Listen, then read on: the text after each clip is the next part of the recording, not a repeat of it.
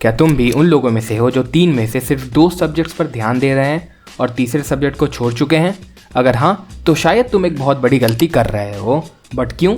इस वीडियो में हम इसी बारे में बात करेंगे। So let's get straight to it.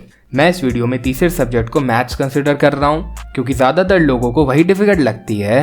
Maths का पेपर फिजिक्स और केमिस्ट्री के कंपैरिजन में टफ आता है, इसीलिए स्टूडेंट्स फिजिक्स और केमिस्ट्री पर ज़्यादा फोकस करते हैं और मैथ्स को कहीं ना कहीं इग्नोर कर देते हैं। लेकिन तुम्हें ये गलती क्यों नहीं करनी चाहिए, ये मैं इस वीडियो में बताऊंगा। सपोज तुमने फिजिक्स और केमिस्ट्री बहुत अच्छे से प्रिपेयर कर ली, तो मैक्सिमम कितना स्कोर कर सकते हो? 90 मार्क्स, क्योंकि 100 मार्क्स टच कर लेना तो अलग ही महाभारत होती है, उसको एक जनरल केस में कंसिडर नहीं कर सकते हैं।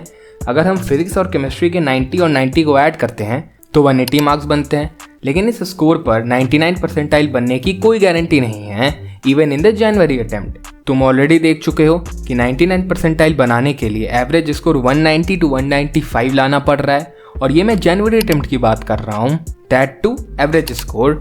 तुम्हें याद होगा कि जनवरी के एक शिफ्ट में तो 230 प्लस मार्क्स लाने पड़ गए थे 99 परसेंटाइल के लिए। इसीलिए ये स्ट्रैटेजी एक्चुअल में उतनी सही नहीं है जितनी सुनने में लगती है। इससे बेहतर होगा कि तुम ये फिगर माइंड में रखो, 80 in physics, 80 in chemistry and 40 in maths. But भैया मैथ्स में 40 कैसे लाएं? ट्रस्ट मी, फिजिक्स और केमिस्ट्री में 80 को 100 तक लेके जाने से ज़्यादा आसान है मैथ्स में 0 से 40 तक जाना। हाई वेटेज चैप्टर्स को मैक्सिमाइज करो। मैथ्स की एक अच्छी बात यह है कि हाई वेटेज चैप्टर्स का ट्रेंड सालों से सेम ही रह रहा है। तुम इन चैप्टर्स पर डबल डाउन कर सकते हो, link is in the description. और सिर्फ यही एक रीजन नहीं है, 2 और इंपॉर्टेंट रीजंस हैं। पहला, एनटीए का रैंडम पेपर बनाना, और दूसरा, other state and college engineering entrance exams. हाँ, इसकी कोई गारंटी नहीं है कि अगले साल भी फिजिक्स और केमिस्ट्री आसानी आएगी, दोनों का लेवल इंक्रीज भी हो सकता है। एनटीए का कोई भरोसा नहीं है, क्या पता मैथ्स ईजियर साइड पर आ जाए। लेकिन अगर तुमने तीनों सब्जेक्ट पर एक अच्छी पकड़ बनाई हुई है तो तुम ऐसे क्लच सिचुएशंस को इजीली टैकल कर पाओगे। इसके अलावा मैथ्स से आखिर कब तक भागोगे? मेंस नहीं तो एडवांस में मैथ्स आएगी, फिर WBJE, कॉमेड के, MSTCET, UGEE, बिटसैट और दुनिया भर के एग्जाम्स में मैथ्स तो आएगी ही। तो कब तक भागोगे? अभी पढ़ोगे तो वहां भी इजी रहेगा। एक और बात जो थोड़ी स्ट्रैटेजी से हटकर है, ये जेई प्रिपरेशन जो तुम कर रहे हो, क्या तुम सिर्फ रिजल्ट के लिए कर रहे हो? क्योंकि रिजल्ट तो तुम्हारे हाथ में है नहीं। रिजल्ट तुम्हारे फेवर में भी हो सकता है और नहीं भी, लेकिन जो प्रोसेस तुम फॉलो करोगे, जो हैबिट्स तुम फॉर्म करोगे, जो चैलेंजेस तुम फेस करोगे, वो हमेशा तुम्हारे साथ रहेंगी। हो सकता है तुम्हें किसी रूटीन को फॉलो करना अच्छा नहीं लगता हो, लेकिन अभी तुम उसे फॉलो कर रहे हो सकता है तुम्हें क्रिकेट खेलना या गेमिंग करना पसंद है, लेकिन प्रिपरेशन की वजह से तुम अभी वो सब नहीं कर रहे हो, राइट? उसी तरह शायद तुम्हें मैथ्स अच्छी नहीं लगती है, लेकिन उसे एक चैलेंज की तरह लो कि तुम उसमें भी स्कोर कर सकते हो।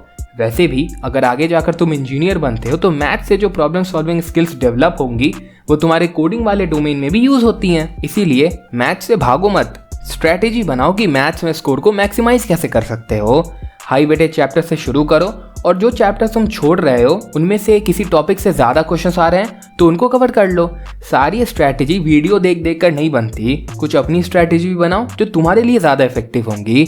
और जो लोग कहते हैं कि उन्होंने केवल 2 सब्जेक्ट पढ़कर 99 परसेंटाइल स्कोर कर लिया, वो वंस इन अ वाइल वाले एक्स्ट्राऑर्डिनरी केसेस होते हैं। पर तुम तो ऑर्डिनरी हो ना, तभी शायद प्रेप अच्छी नहीं चल रही है। इसीलिए हमें अपनी प्रिपरेशन को नॉर्मल रखना है, मेहनत पर फोकस करना है। इतना ही था आज के वीडियो में। एक बार समराइज कर देता हूँ। अगर जेई में अच्छी रैंक चाहिए तो मैथ्स की प्रिपरेशन ज़रूरी है। अगर सिर्फ कट ऑफ क्लियर करना है या 96-97 परसेंटाइल के साथ तुम खुश हो तो मैथ्स के बिना भी काम चल सकता है। बट अगर मैथ्स नहीं प्रिपेयर करोगे तो दूसरे एंट्रेंस एग्जाम्स में भी अच्छा स्कोर करना डिफिकल्ट हो जाएगा, क्योंकि मैथ्स तो उधर भी आएगी। अगर मैथ्स डिफिकल्ट लग रही है तो हाई वेटेज चैप्टर्स पर फोकस करो। 40 to 45 मार्क्स स्कोर करना इतना मुश्किल नहीं है, कोई फैंसी बुक्स की ज़रूरत नहीं है, पिछले 5 सालों के पेपर्स ही काफ़ी हैं। अगर ज़्यादा कन्फ्यूजन है तुम्हें तो ये वाली वीडियो देखो, मैंने एक प्रॉपर रोड मैप दिया है and I hope that will help you. बाकी इतना ही था आज के वीडियो के लिए, मिलते हैं नेक्स्ट वीडियो में।